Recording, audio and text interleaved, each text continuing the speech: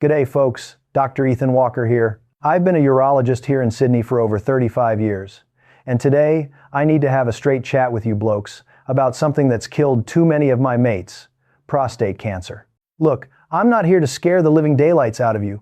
I've seen too many videos out there making every bloke think they're dying if they wake up for a wee at night. That's rubbish. But I also don't want you ignoring real warning signs because you reckon she'll be right. Here's the thing. Every year in Australia, we diagnose about 24,000 new cases of prostate cancer.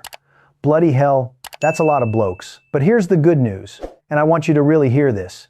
If we catch it early, your survival rate is close to 98%. Nearly everyone makes it through when we find it early. Now, after 3.5 decades doing this job, I've learned that most of you fellas fall into two camps. Either you're worried sick about every little thing, or you won't go to the doctor until you're practically falling apart. Neither's ideal, mate. So let me give you the real oil on what actually matters.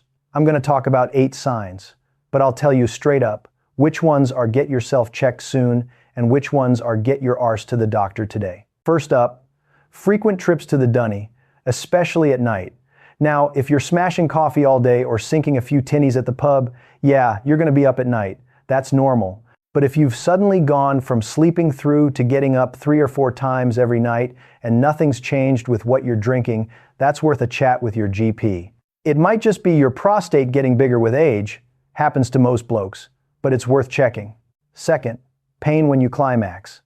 This one's pretty straightforward, guys. It's not normal and it's not something you should just put up with. Could be an infection, could be inflammation, but either way, you need it checked out. Third sign, blood in your urine or semen. Right, this one's non-negotiable. I don't care if it only happened once. I don't care if it doesn't hurt. If you see blood where it shouldn't be, you ring your doctor that day. Most of the time, it's not cancer. Might be a UTI, might be kidney stones, but you absolutely need to know what's causing it. Fourth, pain when sitting for long periods. Now, I've had tradies tell me their back's buggered from 40 years on the tools, and yeah, fair enough. But if you're getting deep pain in your pelvis or lower back that's new and doesn't go away with rest, especially if it's combined with other symptoms, don't ignore it. Here's where things get more serious, and these next ones need immediate attention. Fifth, persistent bone pain in your back, hips, or ribs that doesn't respond to normal painkillers. This could mean the cancer spread to your bones. Not trying to terrify you, but this is a see your doctor this week situation. Sixth, swelling in your legs or feet that won't go down. If your lymph nodes are blocked, this can happen. Again, needs checking straight away. Seventh, unexplained weight loss. If you're dropping kilos without trying and you're constantly knackered, your body's telling you something's wrong. Eighth, numbness, tingling, or weakness in your legs. This could mean pressure on your spinal cord and needs urgent medical attention. Now, here's what really matters, and this is where a lot of videos get it wrong. Symptoms aren't reliable. I've had patients with aggressive prostate cancer who felt absolutely fine. The only reason we found it was a PSA blood test. If you're over 50, you should be getting your PSA checked regularly, usually every couple of years if it's normal. If you've got a family history of prostate cancer or you're of African descent, start at 40, no arguments. I know some of you are thinking, yeah, but what if they find something? Look, I'll be honest with you. Treatment has side effects. Incontinence and erectile dysfunction are real possibilities. But mate, I've also held the hands of blokes dying of advanced prostate cancer who wish they'd been checked earlier.